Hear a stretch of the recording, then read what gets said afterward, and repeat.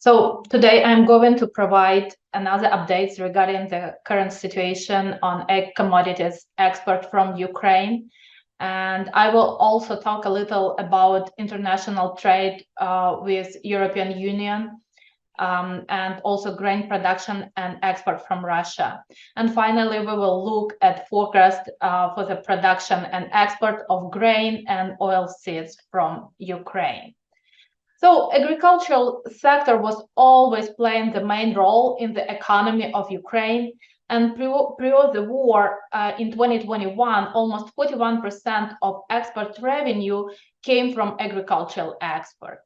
Moreover, 45% of egg export was export from grain, 26% vegetable oil, 9% oil seeds, and 6% cake and bread. In 2022, due to the war, it decreased by 4 million, and in 10 months of 2023, only 17.7 million dollars of revenue came to budget from egg export. Even though the share of grain export declined, it's still the main source of filling the Ukrainian budget. Unfortunately, limited export abilities and expensiveness of export logistics significantly influenced the volume of grain export this marketing year. As you can see, we are way behind now compared to previous year. So those two columns that is in red. Last marketing year, by this time, we already exported 17.5 million tons of grain, and this year only 13. It is 3 million tons less of corn, 1 million ton less of wheat. In November 2023, we exported 500,000 less grain than in November 22. And it is important to mention the termination of grain initiative in July 2023 significantly affected the volume of grain exported, and actually it reduced to average 2.3 million tons, which is twice lower compared to the beginning of the year, January-March period. Totally, since the beginning of the war, Ukraine exported more than 38 million tons of corn, almost 23 million tons of wheat, and over 8 million tons of sunflower oil. There was a significant drop in corn exports since August, when for the first time wheat export exceeded corn export. This happened because our last harvest was almost while less than in pre-war year, and our corn export was pretty intensive during the year. And in September, we exported even more rapeseed than corn, which was very, very unusual. With the new harvest of corn since October, situation started to stabilize, and in November we exported around 2.3 million tons of corn, which is 1 million more than wheat. Ports are continuing to dominate in export logistics.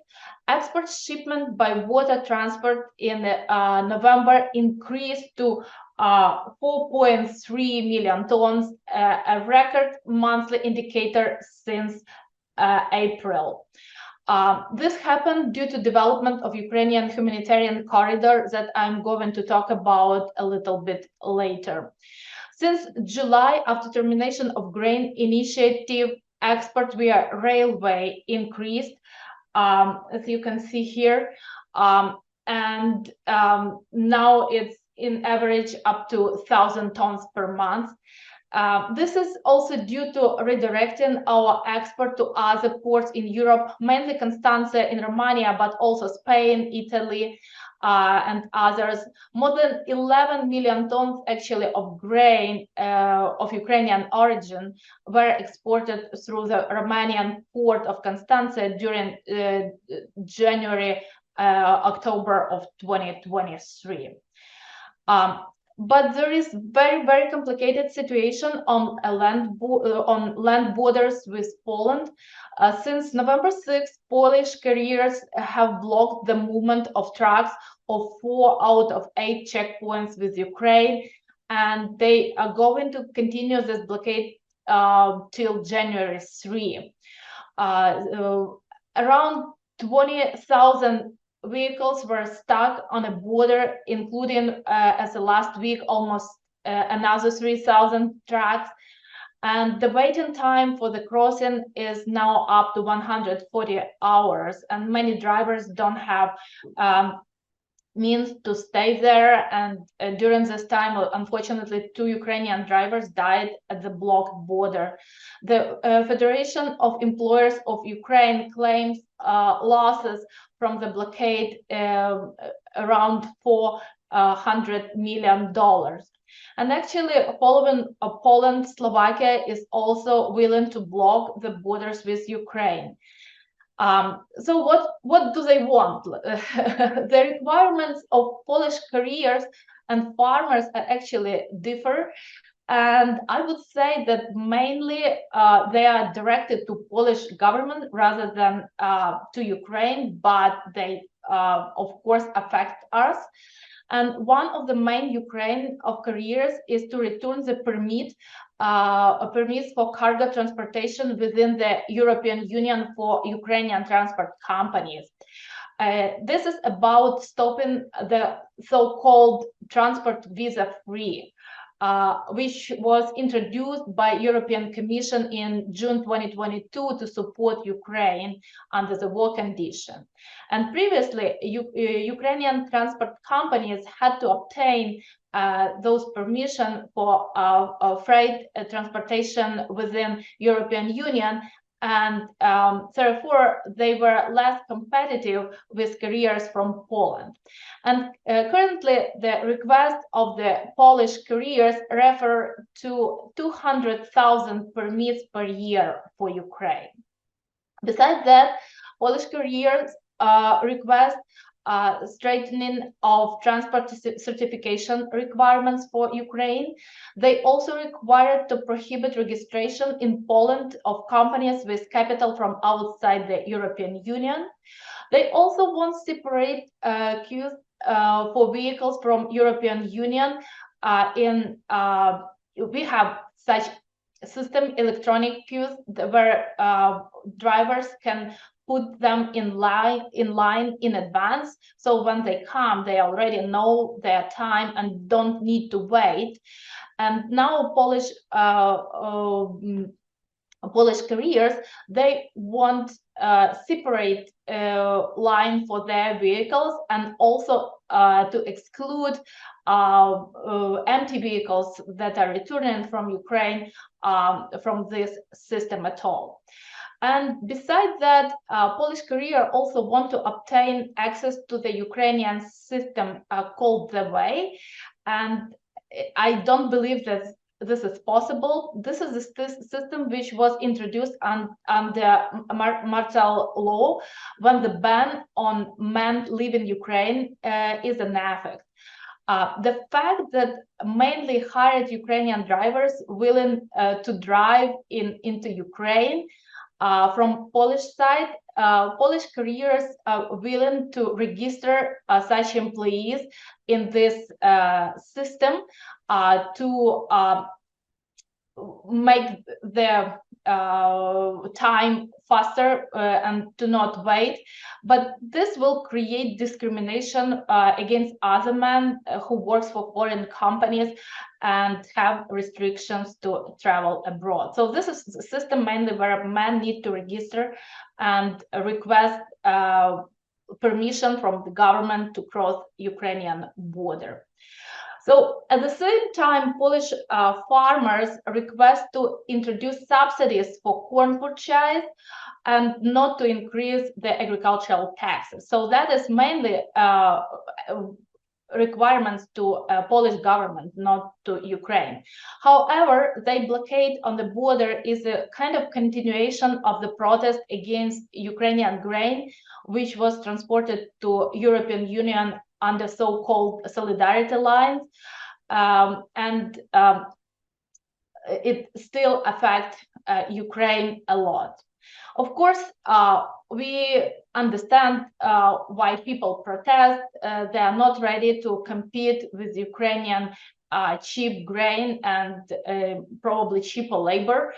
And of course, due to the war, logistic has been changed significantly, both structurally and qualitatively.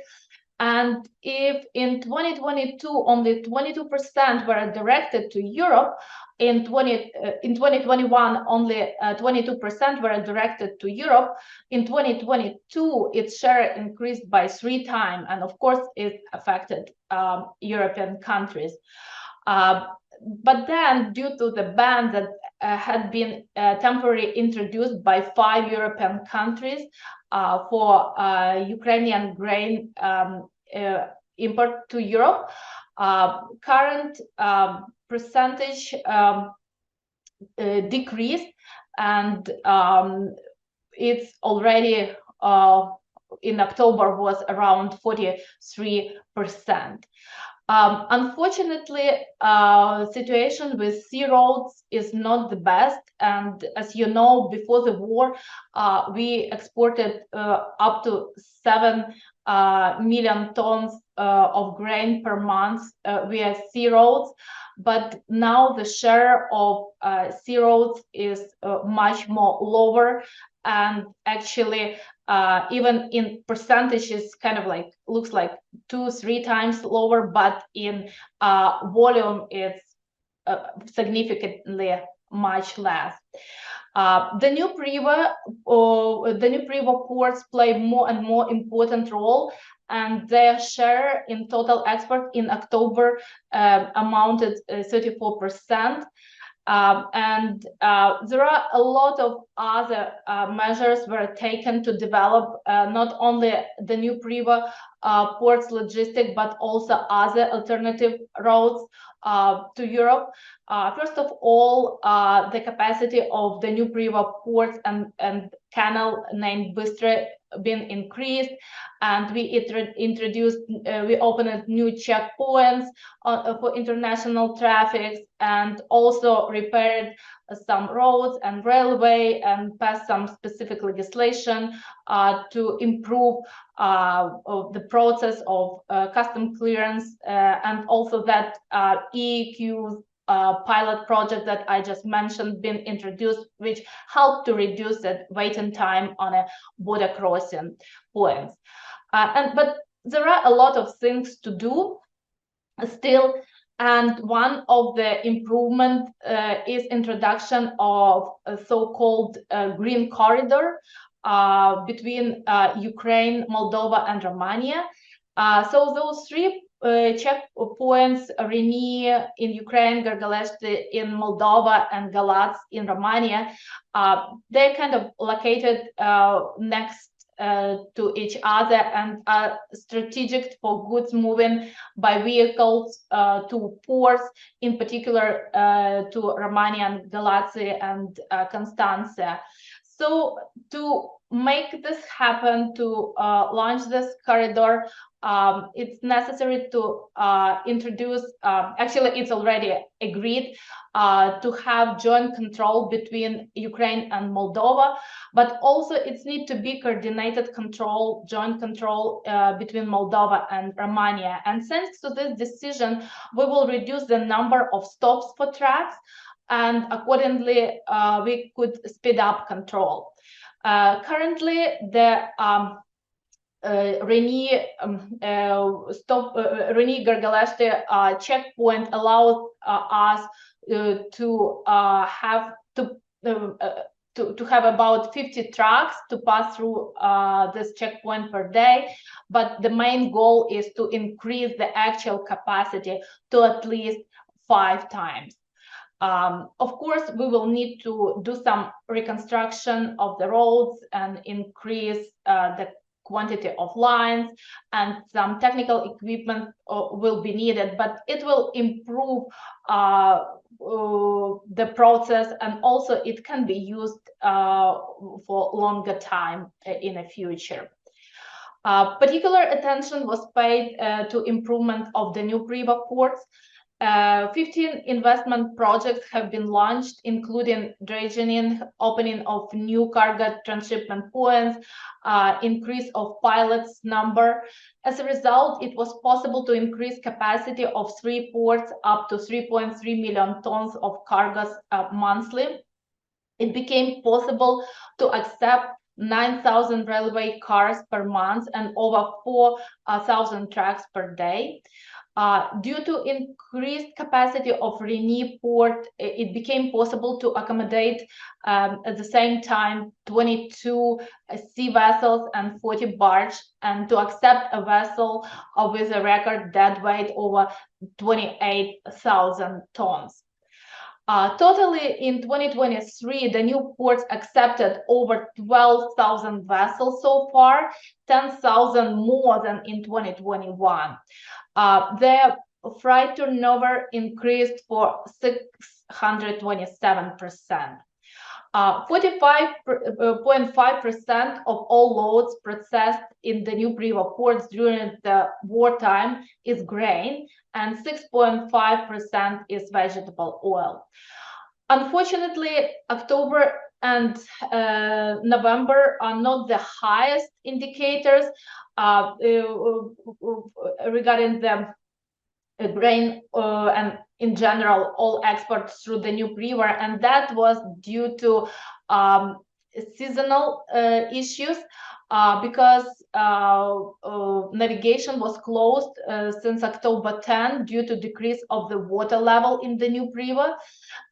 So then vessels were forced later to load at a lower draft, which affected the volume of transshipment.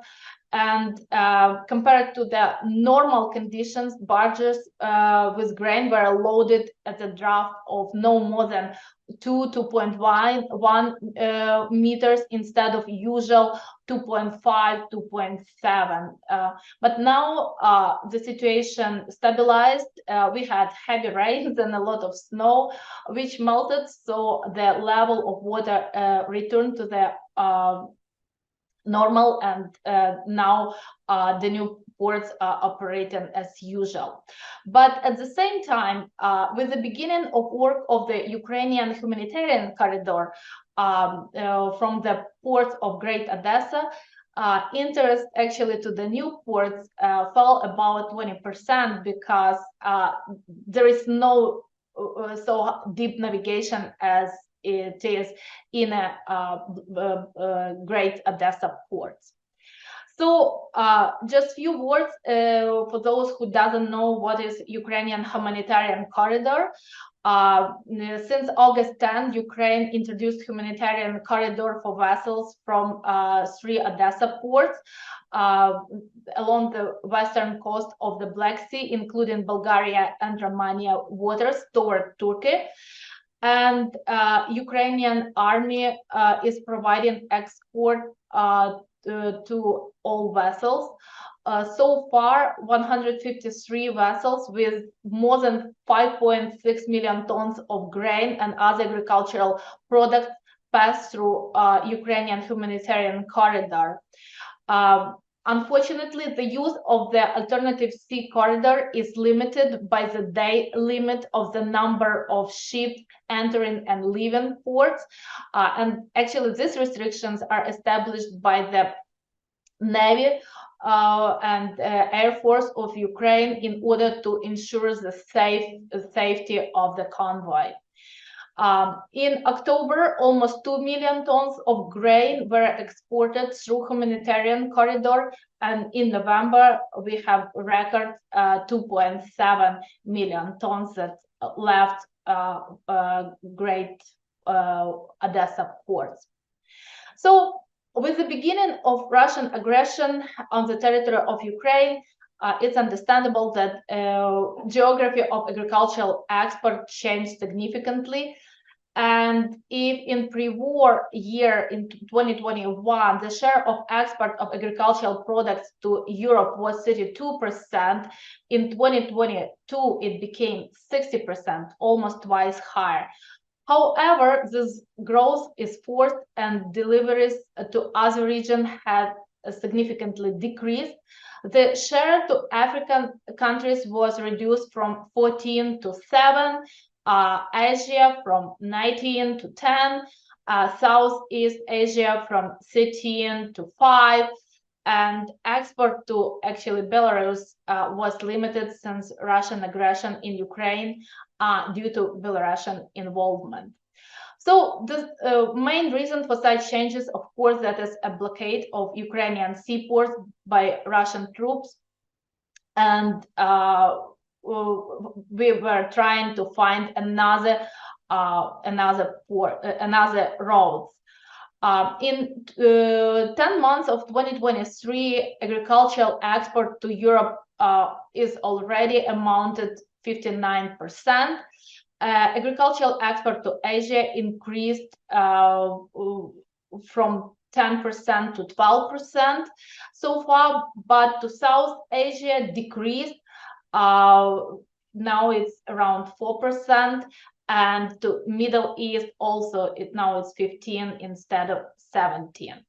So the only option to restore export to traditional markets for Ukraine is to ensure the safety of the seaports, roads, and increase the volume of shipments through this channel, because this is actually only the way that can provide necessary amount on those deep navigation ports, and also optimal logistic cost. It's gonna be much cheaper logistic.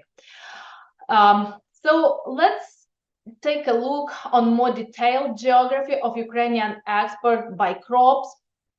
We discussed on previous webinars changes in 22-23 marketing year compared to the pre-war structure, but in 2023-24 the sequence of country in a little bit changed.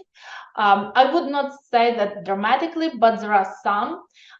Spain actually became a leader in wheat import from Ukraine and moved from third place to first. Egypt moved from sixth to third. Turkey limited their import from Ukraine, hoping on renewing grain initiative with involvement of European Union and Russia. I wouldn't say they block Ukrainian vessels movements through humanitarian corridor, but they try to be minimum involved due to the reason that they want to keep good relations with Russia as well. Also, Philippines and Pakistan returned to top 15 list of Ukrainian wheat importers. It was no any wheat export to Pakistan since the war started.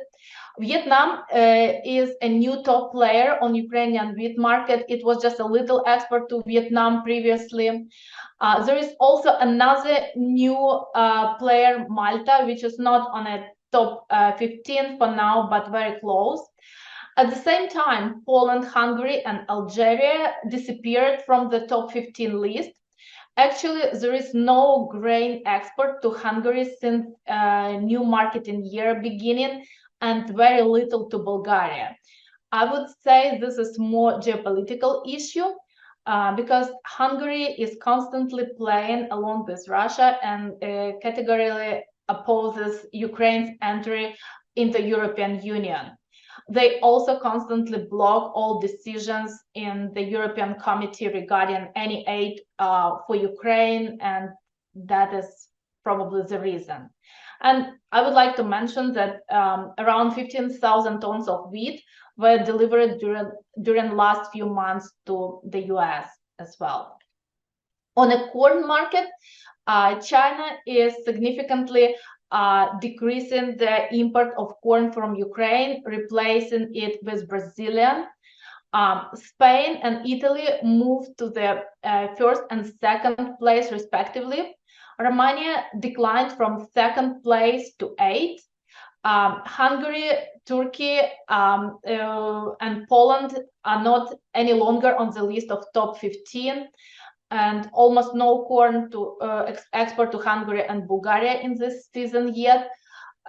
South Korea returned to Ukrainian market. On a barley market, again, Spain became a leader. China is trying to replace Ukrainian barley with Russian and European.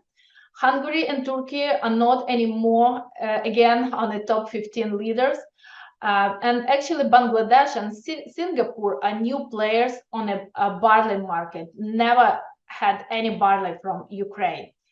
United Arab Emirates are returning to Ukrainian market, but we'll see how it's gonna develop since Putin today is visiting United Arab Emirates and then Saudi Arabia. So although European countries are reducing import of Ukrainian grain, Ukraine is still able to transship it for further re-export. And significant part of grain was delivered to Europe during the last 2 years. So let's give a quick look of European market. This marketing year, import of wheat to European Union and respectively its further export are lower than in previous year. Ukraine is still the main importer of wheat to European Union, but it is surprising that they have some wheat from Russia, actually 250,000 tons of milling wheat and 319,000 tons of durum. On the barley market, China increased import from European Union by 4 times, replacing import of barley from Ukraine. Morocco, Algeria, and Qatar are new top 5 on European Union market that traditionally actually were importers from Ukraine. Ukraine is still a leader of barley import in European Union, and again, there is some barley coming to Europe from Russia. On the corn market, Ukraine again is still a leader, and even it has been exported 2 million tons less compared to the previous year. As of this day, import from Brazil also declined. So although corn import to European Union in cumulatively lower so far in this marketing year compared to previous, but the export actually higher. The leader of corn export from Europe is South Korea and United Kingdom. Europe increased the corn export also to Iran and Morocco. On a soybean market is relatively stable since main import of soy was traditionally coming from the US and Brazil. Ukraine is third, although its share is much smaller compared to the US and Brazil. On a rapeseed market, Ukraine is a leader among importers to Europe. Cumulative import of rapeseed to Europe is in current marketing year is lower than in previous year. So prices. During last week, prices for wheat started to go up slightly, especially on cash market. As you can see, Ukrainian wheat is still the cheapest and has been traded for $198 per ton, $50 less than American wheat. Ukrainian feed wheat was traded for $178 per ton, $47 cheaper than Russian. Prices for corn also started to grow slowly. Ukrainian corn has been traded for $182 per ton, $40 cheaper than Argentinian, and $25 cheaper than American. So the price gap narrowed somewhat. On the barley market, Ukrainian barley and Russian barley became very close, but it is still around $75 cheaper than Australian. So even the prices for all grains and ag commodities that Ukraine sell abroad lower than world prices, but unfortunately prices for food in Ukraine continue to grow. And the inflation that Ukraine faces over the period of war is over 30%. This also creates some economic food insecurity for Ukraine as well, not because we don't have enough food. Ukraine is still self-sufficient in terms of production. It is still enough to export and feed other countries. The main concern is food affordability due to decline in real purchasing power as a result of prices rise. In general, food became, so this is a red line, in general, food became at least 35% more expensive since the beginning of the war. Among them, milk, it is like 23.5%, bread, 28% more expensive, meat is 39, almost 40%, fish 50% more expensive, and especially we can observe enormous deviation in prices for fruits and veggies that traditionally been produced in the south of Ukraine, and also for eggs. By the end of 2022, the inflation rate for eggs was 76% because we lost significant amount of poultry. Many animals, actually not only chicken, were killed from missile attacks and just died due to lack of food and water, and nobody could care of them. And another problem is logistics to the region, which are close to the front line. As a result, according to the Global Food Security Index in 2022, Ukraine declined from the rank 58 to 71. And it's even below those countries that Ukraine traditionally export food to, like South Africa, Indonesia, Philippines, Algeria, India. So that creates another concern for Ukrainians. Now let's look at Russian production and export. According to the latest Russian statistics, they harvested 96% of what they expect to harvest, but we can see that planted area is higher in 2023 compared to 2022 and 21. We assume they include occupied territories. As for now, Russia reported 145 million tons of grain been harvested, including 94.5 million tons of wheat, 13 million tons of corn, and 22 million tons of barley. It's again much higher compared to the pre-war average, and that makes us believe that they include harvest from occupied territories. And actually, NASA Harvest provided estimates according to the census report, and it said that this year at least 6.3 million tons of winter wheat was harvested from occupied Ukrainian territories. Last year, the total area of winter wheat on occupied area was 1.8, and now it's 1.6. The yield of winter wheat in the occupied territories was 16% lower than in territories under Ukrainian control, and in addition, 8% of winter wheat crops were not harvested more close to the front line. Current marketing year started very successfully for Russia, and they already exported the third of planned amount of grain for export. Their export expectation increased to 60.2 million tons of grain. In October, they exported almost 5.5 million tons of grain. Besides that, as reported in a Russian government press release, they also going to establish later some tariff quotas for the export of wheat, barley, and corn and rye in the amount of 24 million tons from February 15 to June 30 of 2024. This quota will not apply to supplies to the countries that are in a Eurasian Economic Union with Russia.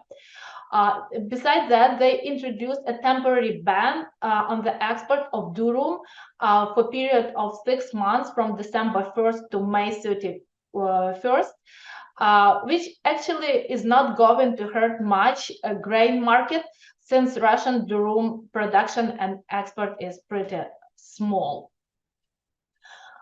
The structure of grain export from Russia didn't change much. Turkey, Egypt, Saudi Arabia, Algeria, Libya are still top 5, the same like last year. But Bangladesh and Tunisia are increasing their import to Russia from Russia. Indonesia started importing wheat from Russia this year, actually, for the first time, which was previously one of the biggest buyer of Ukrainian grain. Brazil and Mexico, that appeared on Russian market last marketing year, continue to buy significant amount of grain from Russia. And we also can see some export of China, and it's growing every year. And this year it's mainly barley, as I remember, around 270,000 tons, wheat around 100,000 tons, 76,000 tons of corn, 62,000 tons of oats, and 45,000 of buckwheat. So that is Russians' ending stocks, and of course they are much higher compared to the pre-war, and because they accumulated a lot of grain from very successful last year for them, and they still wanted to export more. And this year you can see it's a little bit lower compared to the previous year, but it's still pretty high. Now let's return to Ukraine and let's talk about our expectation for this marketing year. And I would like to start from fertilizer application in Ukraine. Everyone knows that Ukraine has very, very rich soil, and this harvest, which will be on the next slide, is very good compared to previous year, and especially considering war condition, right?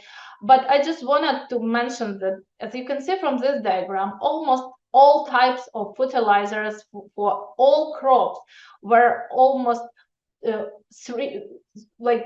third of the norm from the 2021. So that this is 21, 22, 23, and it's lower and lower. And we need to understand if even with such rich soil, we will continue to apply less fertilizer, we will not have good results in the future, and this will accumulate lower harvest from year to year. So by the end of November, 95% of harvest in Ukraine have been completed, and we already have more than 55 million tons of grain and legumes, as well as 20 million tons of oilseeds were trashed. Due to liberation of some territories, we were able to harvest even more than expected of wheat, barley, and peas. 4.7 million hectares of wheat were harvested with a yield of 4.8 tons per hectare, and we have 22.5 million tons of wheat now.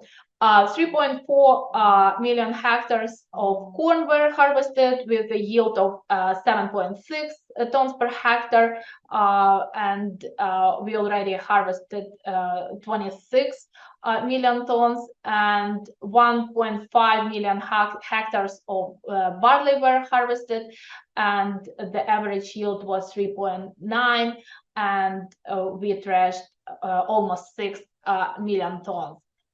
So as you can see, average yields per hectare for corn, soybeans, rapeseed, and sunflower are lower than in pre-war 2021, but almost for all crops higher as in previous year.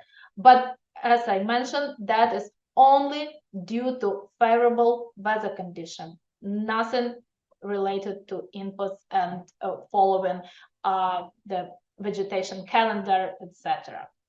So the focus for this year, harvest and export has been again increased by both Ukrainian side and USDA. USDA focused a little bit more optimistic in terms of production. Ukraine is expecting in general to have 81.6 million tons of grain and oilseed. Harvesting of corn is still in progress. We hope to receive around 29 million tons of corn, and we also expect to increase some sunflower seeds harvest. Just a slight change in export forecast. In this case, USDA is less optimistic, expressing high concern regarding export logistics. The forecast for corn increased by 1 million up to 23 million tons by Ukrainian side, but just only by for 500,000 by USDA to 20 million. Ukraine didn't change forecast for wheat export. USDA added another million up to 12 million tons. The export for other crops didn't change much.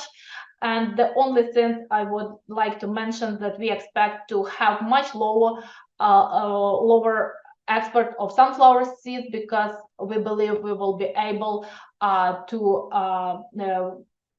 crush more and export sunflower oil rather than sunflower seeds. So totally our export potential is now around 50 million tons, but this is 8 million tons less than in previous marketing year.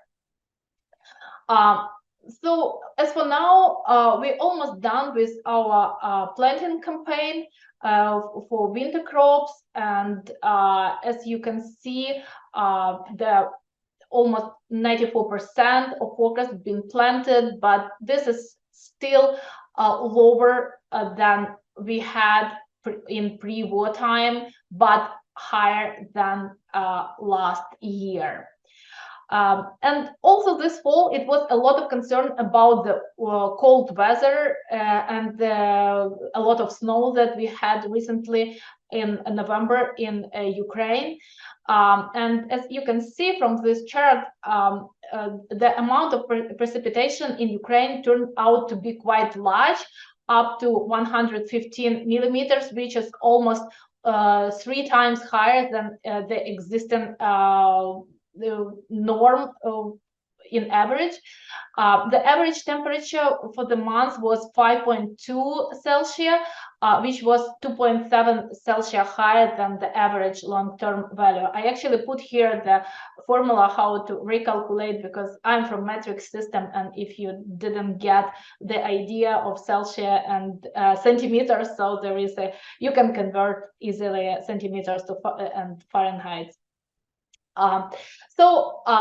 Actually, talking about average hydrometric indicators during the autumn vegetation of winter crops, it was not so bad, and actually the higher temperature and higher precipitation supported good vegetation of winter crops, and if they were planted on time and had good stage, they will pretty good, and we believe that it will lead to the good results and high productivity next year.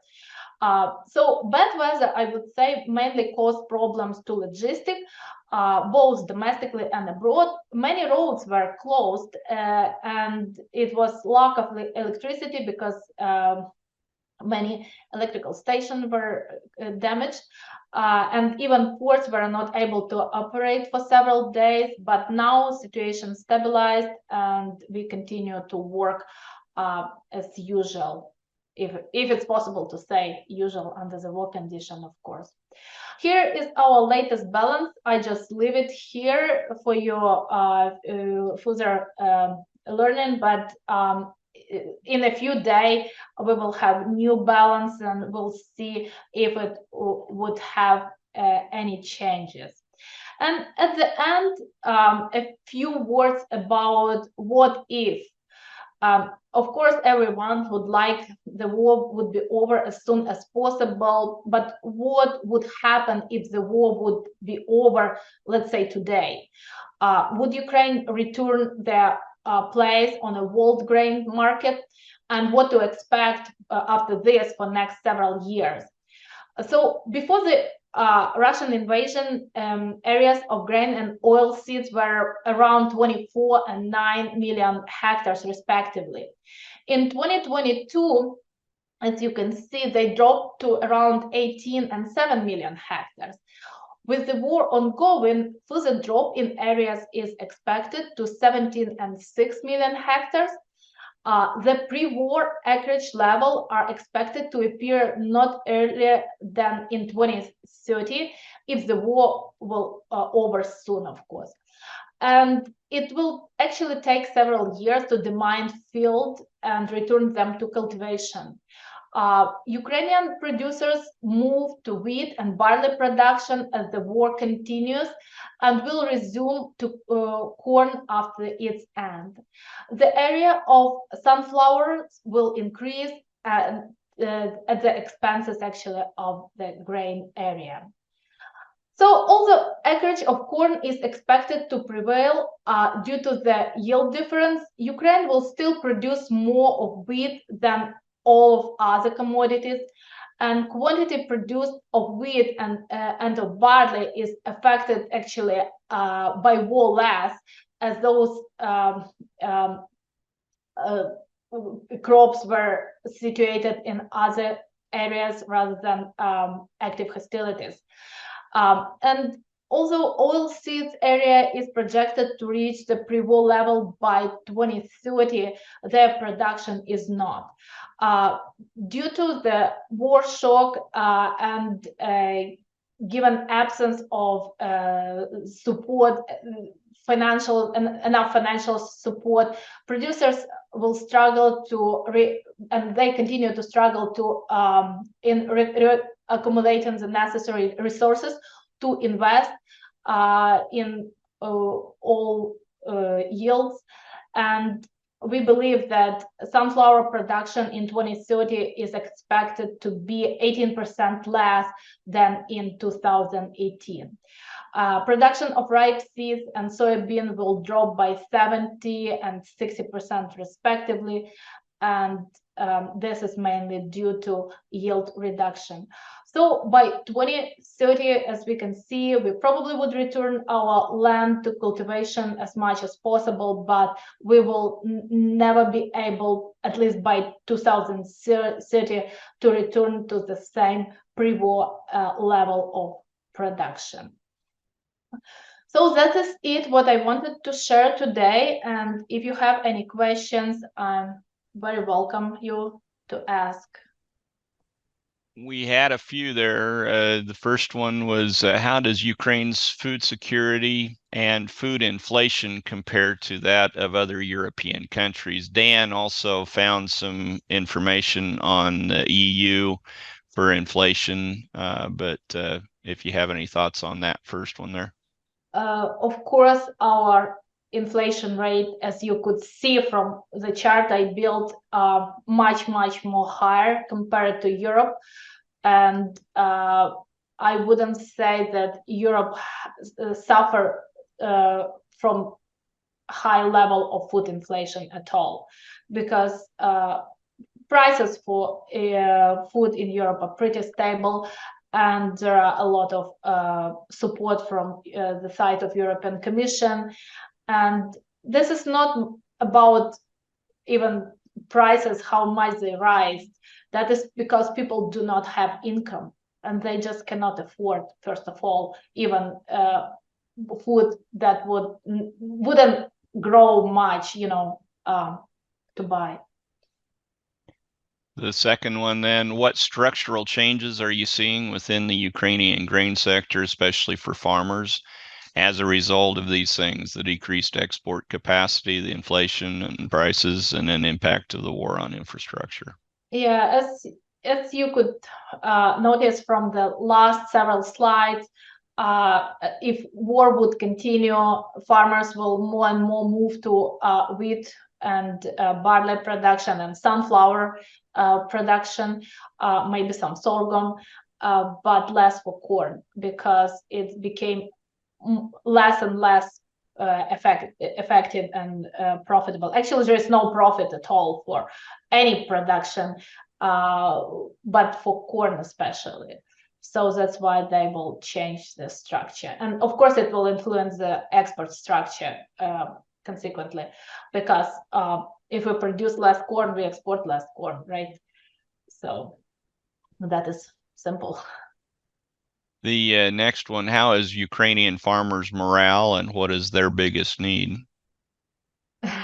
It's difficult for them, of course, because some of them just stop farming because they lack of resources, and some of them are still serving for army. But those who can do this, they continue to do. The biggest need, money, because they are not profitable, and to buy every second year every next year new inputs is very expensive. And there are some funds that provide some seeds and fertilizers, but it's still not enough, especially fertilizers. You could see, right, how less they applied fertilizers, and this will cause problems with future yields as well. And that's probably influencing the switch away from corn some also. Yeah, right. There's a personal question at the bottom then. How are you and how is your family? We're doing fine, trying to Good. keep ourselves in good mood. Good. And I can vouch for that. She has a great attitude around here, doing a lot better than I would be doing in her situation. So we appreciate her.